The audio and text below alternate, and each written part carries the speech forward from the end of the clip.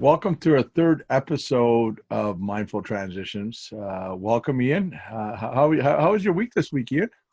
It's been pretty good. I live just outside of Toronto, so we had a little bit of rain, but we had one nice day, so got to actually enjoy some outside activity for a little bit that I could. But it's been pretty good.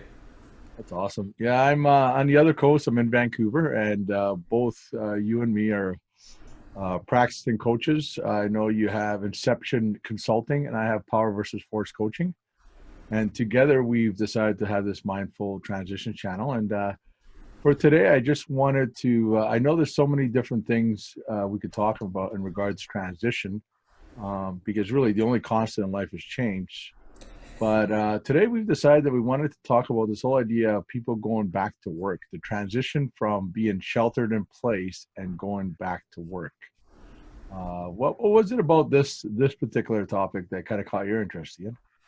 Um, for me, is it's we're in such a state, like the world, really, that it's never been in before, and we were going about our daily lives, and then we were told to shelter, stay in place, stay at home.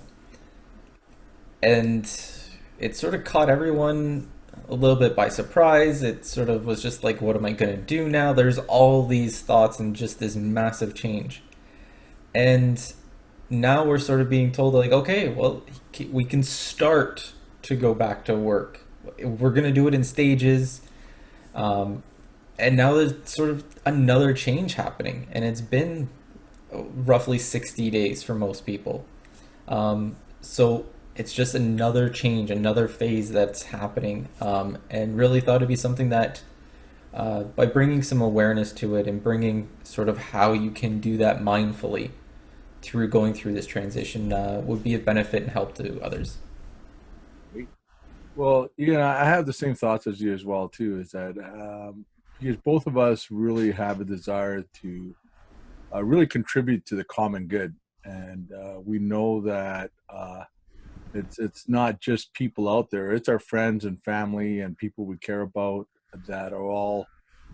Everybody we know is affected by this because everybody in the world is affected by this, and with ourselves being here in Canada and with our friends down in the U.S., this particular transition of going back to work, not everybody is doing it right away. There's some of us are still going to shelter in place for a little bit longer, and others that get to go out there and do that.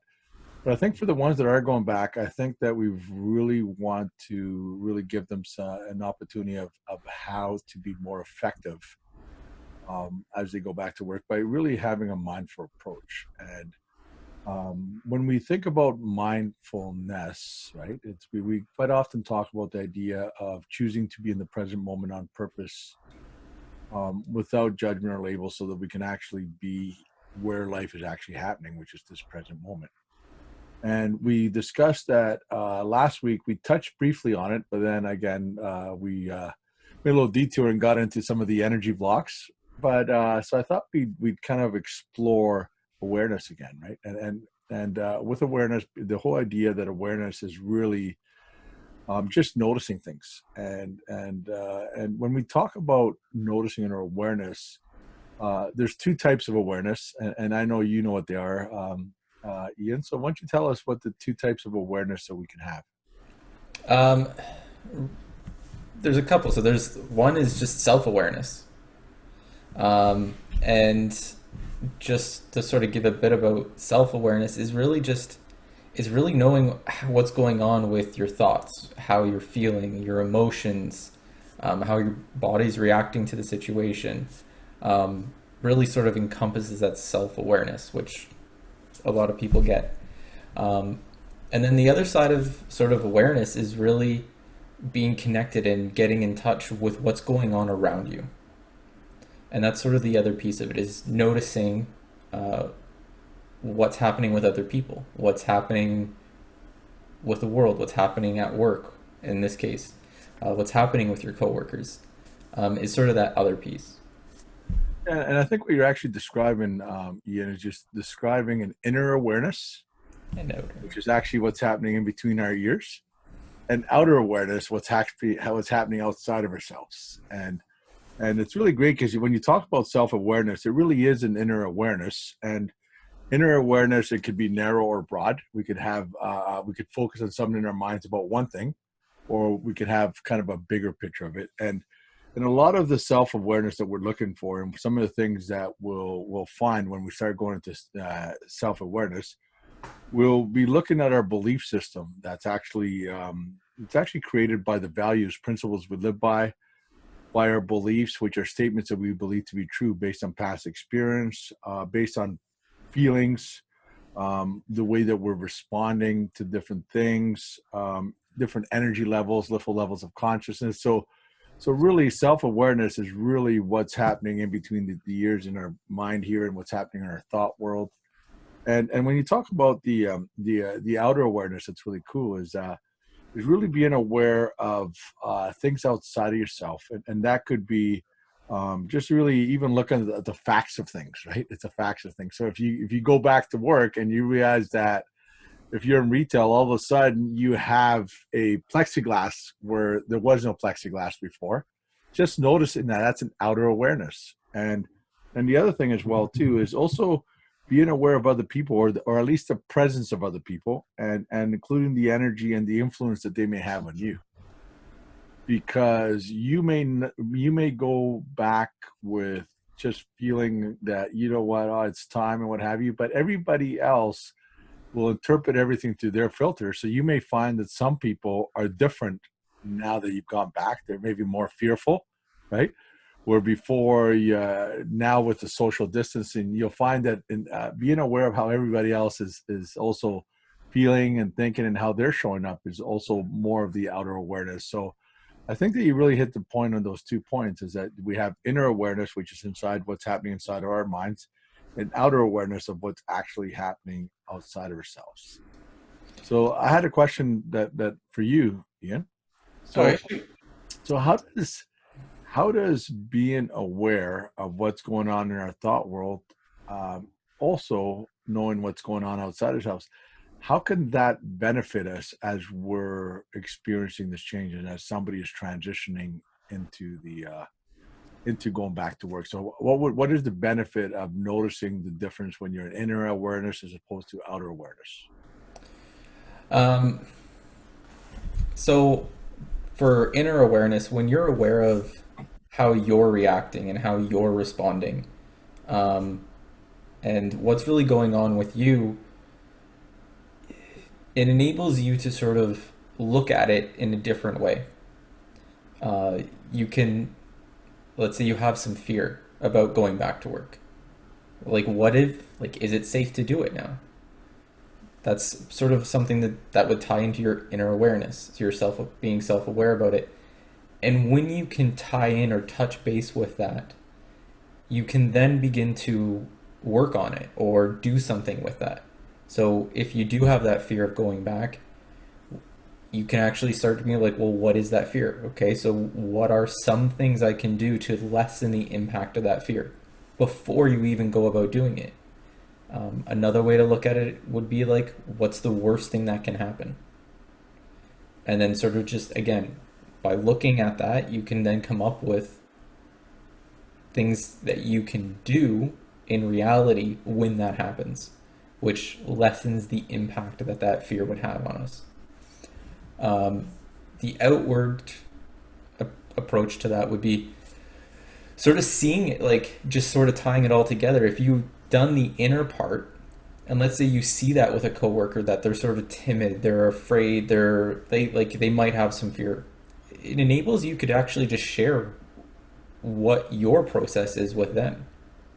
Being like, well, what is it that you're afraid of? Well, what's the worst that could happen? Well, if that does happen, what do you want to do, or what can you do in that scenario? You could actually sort of walk them through that, and really that will lessen their fear, but it also will build teamwork for work. It will sort of build a relationship on a different level, and really a lot of people are trying to connect on different levels, especially with what's happened.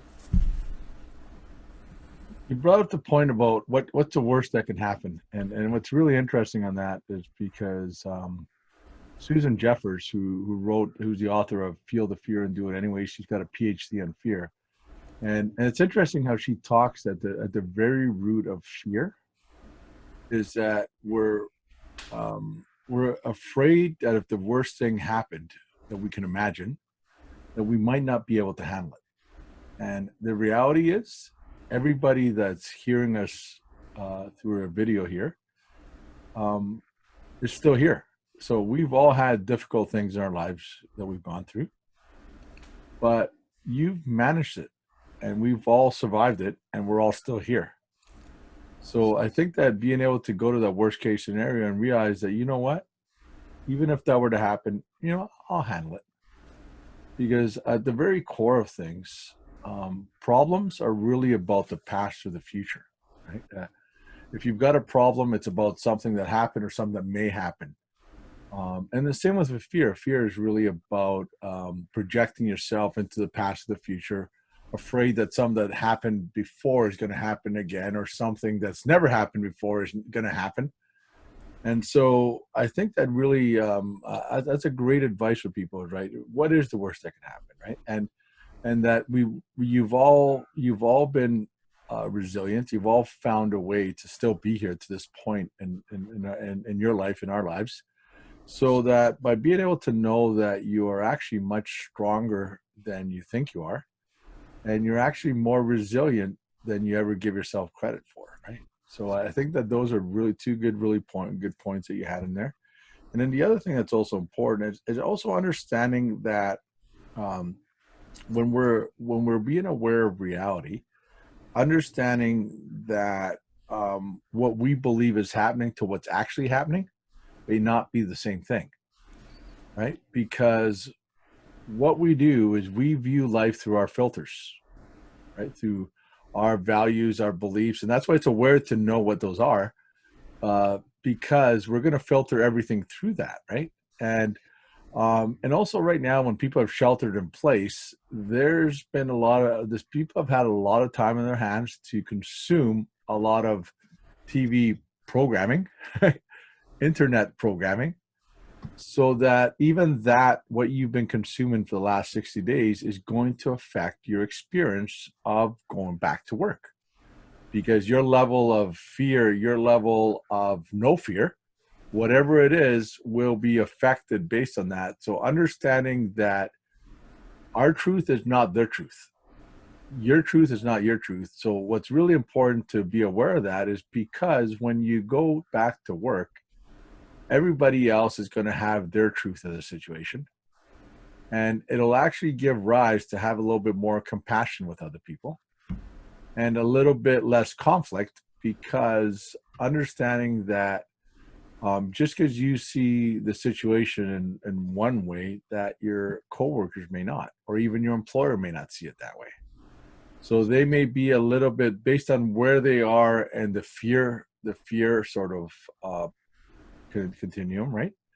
The more fearful, you may find that there be more requirements of you. Like wearing a mask, maybe a shield. Who knows what's going to happen, right? So every owner of a place is going to have their own perspective of how bad the situation is, and it may not be your perspective. So just understanding that our truth is not their truth. Um, what are your thoughts on that, Ian? I like I like sort of the like your truth isn't necessarily the truth, and it's a it's just in knowing that you can really have some confidence in really looking at the difference between what is actually happening in reality and sometimes looking at it like how your mind's interpreting what's happening. Um, and that really just sort of stood out for me in what you were saying. And it's it's interesting because like you think about how every employer is going to have different procedures, different things to keep their employees safe. Offices that once used to have desks side by side may not be side by side anymore. Bigger offices and buildings may have one-way hallways just to sort of keep traffic flowing in a certain direction so people aren't going back and forth. Um, People in office buildings could be like only a certain amount of people are allowed in an elevator at a time. Yeah, So just like looking at what are the possibilities for your workplace, um, just to be aware of like what you potentially might be going back to, are just or really is sort of like what came into my mind when you were speaking was really just looking at your workplace, being aware of what are some of the potential changes that you might be faced with that you haven't thought of yet. good point. And here's the other interesting point is that in order to really be effective as you're going back to work, for some of you that are, I think it's also being aware of the choices and options we have. Right? Because the one thing is that really what it creates a lot of fear as well, feeling like we're at the effect of life. So understanding that our focus, we want to focus not on what we don't have control over, but what we do have control over. Right? Because when we are able to focus on what we have control over, it actually we really understand that we have choice and options. And I think the one thing that we do have control over, which is a big one, is that we have control over what we focus on and what story we want to sort of dwell in our minds, right? So I think that when you people are thinking about going back to work, think about if you focus on the fear and of the things that you don't want to have happen, that's what you're going to give energy to, and that's what's going to create those feelings, which are going to cause you to show up in a way that may not serve you or those around you. But knowing that you ultimately have choice over the attitude that you go back with, right? And are you going back to contribute, or are you going back to just be in a place and figure out ways to keep yourself safe, right? Because is it more about you than it is about going back and really going from a attitude of contribution, an attitude of really wanting to really kind of work towards a common good, right? Going back there and knowing that we're all in this together and that we're going to make it work. I think having that attitude of contribution and of community, and the fact that anything that we can do, that even if you don't have control over what's going on, one thing you could have control over is whether you want to show up in a great attitude or in a poor attitude. That's one thing we do have control over. Yeah, and it sort of just reminded me of, I forget who said it, but someone sort of said something along the lines of like now is the time to understand more so that we can fear less. Madame Curry, that's who said it. Um, and it's just sort of fitting right now. So, and just with what we're talking about, really with awareness, so being aware of more and taking the time to understand that can actually limit the amount of fear that we're going to experience and sort of the stress that goes along with it, the anxiety that comes up, um, really just sort of stood out to me. So I think awareness, I think, is going to be a really crucial point in people really as they're going back to work, being aware of, being self-aware, being aware of reality, being aware that what we actually think, what actually is happening, may not be what's actually happening. That we and then understanding that, and also being aware of other people around us, that they each have their own narratives in their mind, and also being aware of the environment we're working in as well too, and really remembering that we always have a choice, and at the very least we always have a choice in the attitude we show up with, and the perspective we come. Are we coming from a point of contribution, or are we going to be adding to the fear that everybody else is having? So those are I think some of the one way that people can really start to use awareness to help them in their transition back to work, and I think that it's something that some people are experiencing now because they're going to be going back to work. There's others that are going to do it a little bit later, but in the end, we're all going to have to make that transition because we cannot shelter in place and hope to still have an economy. So if you're not going back tomorrow or next day, it'll be soon. And I think that the inner and outer awareness that you mentioned at the start is going to be really important. And in the end, I think that people will be able to have a smoother transition by being able to use the discipline of awareness as they go back to work. Any final thoughts, Ian? Um, I guess the only thing for me is don't be afraid to look and don't be afraid to ask yourself the questions about going back to work and really just get curious with it, have some fun with it. Is really all I sort of got on that. But I do have another question for you, Walter, though. Uh, how can we use learning about awareness? Like, what comes after that? Well, after awareness, then really it's going to be about acceptance, and I know that we know how powerful that is, and that's something that I think next week we'll be able to delve into a little bit more. And I think that what's really important, we'll learn as to what you believe acceptance to mean to you affects your ability to be accepting.